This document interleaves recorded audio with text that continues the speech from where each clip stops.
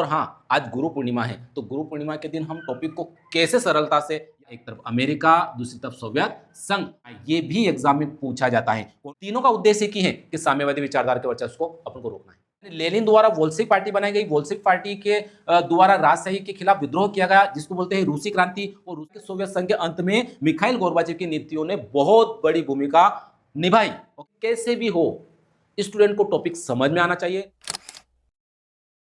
Hello guys, आज हम topic पढ़ने वाले हैं दो ध्रुवीयता का अंत, समकालीन विश्व राजनीति 12th क्लास की बुक का फर्स्ट टॉपिक है, जिसका हम रिवीजन करने वाले हैं।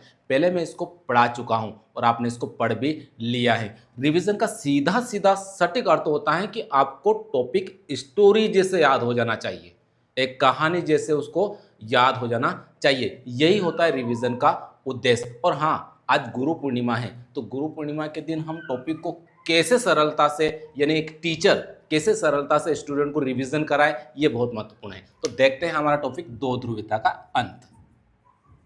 दो ध्रुवीयता का अंत, ये हमारा टॉपिक है। तो हम सबसे पहले टॉपिक हमें क्या चीज बताता है, ये हमको अर्थ पता होना चाहिए। तो सबसे पहले जानते हैं कि दो ध्रुवीयता का अर्थ क्या होता है। दो ध्रुवीयता का अर्थ, यही हमारा टॉपिक का एक सटीक जवाब होगा। यानी कि विश्व में दो ध्रुवीयता का अर्थ समझते, अपन अंत नहीं समझते, अंत तो हम आगे जानेंगे। अर्थ, विश्व में दो महान शक्तियों का उदय, दो महान शक्तियों का उदय क्या कहलाता है, दो ध्रुवीयता का अर्थ कहलाता है। तो अब इसके अगर टॉपिक कह रहा है कि अंत कुल मिला के इनका जो उदय, दो महान शक्तियों का उदय हुआ था, ये उदय होने के बाद समाप्त कब हुई, यानी कि इनका अंत कब हुआ, यही हमारा टॉपिक, यही हमको टॉपिक में सीखना है और जानना है। तो हम क्रम से सीखते हैं। सबसे पहले यहां देखते हैं कि दो जो महान शक्तियां थी जो विश्व में, उनका नाम क्या है। तो हम जानेंगे, नंबर 1 पे है अमेरिका और दूसरी तरफ है सोवियत संघ। सोवियत संघ, ये दो महान शक्तियों का उदय हुआ था। लेकिन हमको ये जानना है कि उदय कब हुआ था, ये भी हमें पता होना चाहिए। तो इसका सटीक अर्थ है कि द्वितीय विश्व युद्ध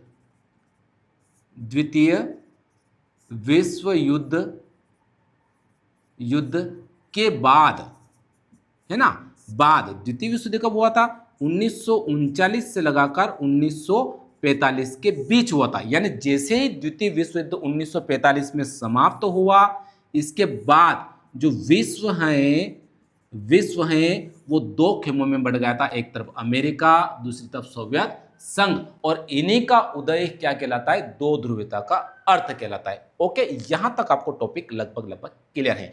अब हम एक एक बिंदु को क्लियर कर लेते हैं। अब देखते हैं सबसे पहले अमेरिका। तो हम अमेरिका, यानी कि इनका उदय का कारण क्या था, कि उदय का सटीक कारण है, पहले आपको बता चुका हूं कि इनका यानी कि जो विश्व था, विश्व में जो शक्तिशाली राष्ट्र थे उनकी कमी आ गई थी। कमी क्यों आई थी, क्योंकि द्वितीय विश्व युद्ध जो हुआ था, युद्ध में आपको पता ही है कि बहुत सारी शक्तियां खत्म हो जाती, बहुत सारा धन खत्म हो जाता, बहुत सारी जनहानि होती है। तो इस प्रकार से बहुत सारे शक्तिशाली राष्ट्र, जैसे मैं बात करूं यहाँ पर फ्रांस हुए, है ना, फ्रांस हुए, ब्रिटेन हुए, इनकी शक्ति में क्या आ गई थी, कमी आ गई थी। इन्हीं कमी की वजह से एक तरफ अमेरिका उभरा और दूसरी तरफ क्या उभरा, सोवियत संघ उभरा। ओके गाइस, यहां तक आपको क्लियर है। अब देखते हैं अमेरिका। तो अमेरिका द्वारा अपने वर्चस्व को बढ़ाने के लिए एक विचारधारा, यानी अमेरिका की विचारधारा की बात करें तो अमेरिका की जो विचारधारा जिसने अपनाई थी, वो विचारधारा थी पूंजीवादी विचारधारा। कौन सी थी, पूंजीवादी विचारधारा। और इधर यहाँ पर सोवियत संघ द्वारा जो विचारधारा अपनाई गई थी उसका नाम है साम्यवादी विचारधारा। कौन सी थी, साम्यवादी विचारधारा। दोनों की अलग अलग विचारधारा। जिस राष्ट्र को जैसी विचारधारा प्रभावित किया, यानी जिस राष्ट्र को जैसी विचारधारा अच्छी लगी, वह उस राष्ट्र के गुट में चला गया। पूंजीवादी विचारधारा के समर्थक अमेरिका के साथ चले गए, साम्यवादी विचारधारा के समर्थक कहाँ चले गए, सोवियत संघ के साथ चले गए। अगर सोवियत संघ के अगर निर्माण की अगर बात करें, जो निर्माण हुआ, इसमें 15 राष्ट्र कुल थे। कितने थे, 15 राष्ट्र कुलों से मिलकर क्या बना था, सोवियत संघ बना था। अब अमेरिका की बात करें तो अमेरिका ने अपनी विचारधारा को बढ़ाने के लिए, अपने वर्चस्व को बढ़ाने के लिए यहाँ 3 सैनिक संगठनों का निर्माण किया। 3 सैनिक संगठन बनाए, ये भी एग्जाम में पूछा जाता है। कौन कौन से बनाए, नंबर 1 पे अगर बात करें तो यहाँ बनाए नाटो, कब बनाया? 1949 में बनाया। जैसे ही सोवियत संघ बना अमेरिका बना 1945 में, इसके यहाँ पर 1949 में नाटो बनाया। इसके बाद अगर अगला बात करें तो यहाँ बनाया सीटो बनाया। क्या बनाया? सीटो बनाया। कब बनाया? 1954 में बनाया। और इसके बाद सेंटो बनाया। क्या बनाया? सेंटो, ये सैनिक संगठन है। सेंटो बनाया। कब बनाया? 1955 में बनाया। यानी अमेरिका द्वारा 3 सैनिक संगठनों का यहाँ निर्माण किया। तीनों का उद्देश्य एक ही है कि साम्यवादी विचारधारा के वर्चस्व को अपन को रोकना है। अब चलते हैं अपन यहाँ पर सोवियत संघ की तरफ। सोवियत संघ की तरफ चलते हैं तो सोवियत संघ की विचारधारा साम्यवादी विचारधारा है। हमको सबसे पहले यह देखना है कि सोवियत संघ, क्या सोवियत संघ शुरू से है? नहीं है। सोवियत संघ किससे बना था? मैं आपको बता देता हूं कि यहाँ पर अगर बात करें सोवियत संघ से पहले सोवियत संघ की जगह था यहाँ पर रूसी साम्राज्य। क्या था? रूसी साम्राज्य था। और रूसी साम्राज्य था, रूसी साम्राज्य के साथ सोवियत संघ बना। कब बना? ये बना था यहाँ पर 22 दिसंबर 1922 को। कुल मिला के सोवियत संघ, कभी एग्जाम में आ जाता है कि सोवियत संघ का निर्माण कब हुआ? 22 दिसंबर 1922 में सोवियत संघ बना। इससे पहले क्या था? यहाँ पर रूसी साम्राज्य था। तो रूसी साम्राज्य कहाँ गया? तो रूसी साम्राज्य जो खत्म हुआ वो हुआ रूसी क्रांति में। रूसी क्रांति कब हुई थी? 1917 में हुई थी। और रूसी क्रांति हुई क्यों थी? क्योंकि ये रूसी जो साम्राज्य था यहाँ पर राजशाही शासन था। कौन सा था? राजशाही शासन। इसी राजशाही शासन के खिलाफ क्या हुआ? विद्रोह हुआ। क्या हुआ? विद्रोह हुआ। और विद्रोह करने वाली जो पार्टी थी उसका नाम है बोल्शेविक पार्टी। कौन सी थी? Bolshevik party. एक एक चीज आपको क्लियर यहां पर समझ में आ जाएगी। और इस बोल्शेविक पार्टी के जो संस्थापक थे वह थे लेनिन। कौन थे? लेनिन। ये आपको क्लियर यहां समझ में आ जाएगा। यानी लेनिन द्वारा बोल्शेविक पार्टी बनाई गई। बोल्शेविक पार्टी के द्वारा राजशाही के खिलाफ विद्रोह किया गया, जिसको बोलते हैं रूसी क्रांति। और रूसी क्रांति का क्या हुआ? समाप्त हुआ। और रूसी क्रांति की जगह क्या आ गया? सोवियत संघ आ गया। यहां तक आपको लगभग यहां पर टॉपिक क्लियर हो गया। लेकिन हम आगे भी देख लेते हैं। फिर लेनिन द्वारा जो बोल्शेविक पार्टी बनाई गई, क्योंकि पार्टियों के बारे में इसी टॉपिक में से आता है बोल्शेविक पार्टी। तो बोल्शेविक पार्टी के बाद यहां पर बात करें तो 1918 में साम्यवादी पार्टी बनी। साम्यवादी पार्टी बनी। कुल मिला के बोल्शेविक पार्टी का नाम चेंज 1918 में क्या कर दिया गया? साम्यवादी पार्टी कर दिया गया। तो अगर इसका भी संस्थापक कौन रहेगा? लेनिन ही रहेगा। इसके बाद अगर बात करें जो 1924 में लेनिन की क्या हो जाती है? मृत्यु हो जाती है। लेनिन की क्या हो जाती है? मृत्यु हो जाती है। लेकिन आपको ये बात समझ लेना है कि 1924 में मृत्यु होती है, उससे पहले अगर सोवियत संघ के अगर संस्थापक की भी अगर बात करेंगे तो कौन आएगा? लेनिन ही आएगा। क्योंकि साम्यवादी पार्टी के द्वारा ही सोवियत संघ बना और सोवियत संघ से ही साम्यवादी विचारधारा बनी। क्लियर है? इसके बाद बात करते हैं यहाँ पर लेनिन की मृत्यु के बाद इसका उत्तराधिकारी। लेनिन के बाद कौन आया? लेनिन के बाद आया अपना निकिता क्रुश्चेव आया। यहाँ पर जोसेफ स्टालिन। कभी कभी प्रश्न आता है कि लेनिन का उत्तराधिकारी जोसेफ स्टालिन आया। और इस जोसेफ स्टालिन ने क्या चेंज किया? ये साम्यवादी जो पार्टी थी इसका नाम चेंज किया 1925 में, जिसका नाम CPSU। क्या रखा? CPSU। शॉर्ट फॉर्म आता है, बड़ा फुल नाम आपको याद होना चाहिए। इसका नाम होता है communist party of Soviet union. ये इसका पूरा नाम। लेकिन हम आगे चलते हैं। फिर कभी आ जाए कि जोसेफ स्टालिन के बाद कौन आया? तो जोसेफ स्टालिन के बाद आए हैं निकिता क्रुश्चेव आए। कौन आए? निकिता क्रुश्चेव आए। निकिता क्रुश्चेव के बाद कौन आया? लियोनिड ब्रेजनेव आए। लियोनिड ब्रेजनेव आए। और लियोनिड ब्रेजनेव के बाद कौन आया? Mikhail Gorbachev. ये यहां अपन को जानना बहुत जरूरी। Mikhail Gorbachev. देखिए, अब ये मिखाइल गोर्बाचेव जो थे ये साम्यवादी पार्टी के अंतिम महासचिव या यूं कहें कि अंतिम राष्ट्रपति थे। क्योंकि इन मिखाइल गोर्बाचेव की नीतियों के कारण ही, किसके कारण?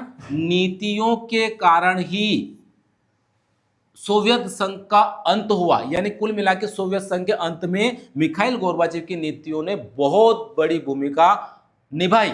ओके गाइस, तो ये यहाँ आपको पता होना चाहिए कि अगर ये मिखाइल गोर्बाचेव जो यहाँ पर सोवियत संघ के राष्ट्रपति थे, 1990 में यहाँ पर बने थे और 1991 तक रहे। कुल मिला के 1991 यानी कि दिसंबर 1991 में सोवियत संघ का विघटन हो गया और सोवियत संघ के विघटन होते ही दो ध्रुवीयता का क्या हो जाता है, अंत हो जाता है। यही हमारा टॉपिक है। लेकिन क्या दो ध्रुवीयता के अंत में केवल और केवल मिखाइल गोर्बाचेव और कम्युनिस्ट पार्टी ही रोल अदा करती है? नहीं, इसकी कुछ घटनाएं भी हैं जो हम उसको भी देख लेते हैं, और जैसे अपन घटनाएं देखेंगे हमारा टॉपिक कंप्लीट हो जाएगा। अब मैं इसको रफ कर लेता हूं और इसका लास्ट कड़ी बचती है अब, और लास्ट कड़ी को भी अपन देख लेते हैं। ओके गाइस, तो हम लास्ट कड़ी में क्या चीज देखते हैं कि एक तरफ तो मिखाइल गोर्बाचेव की नीतियां कारण बनी, दूसरी तरफ कारण है यहाँ पर जो दो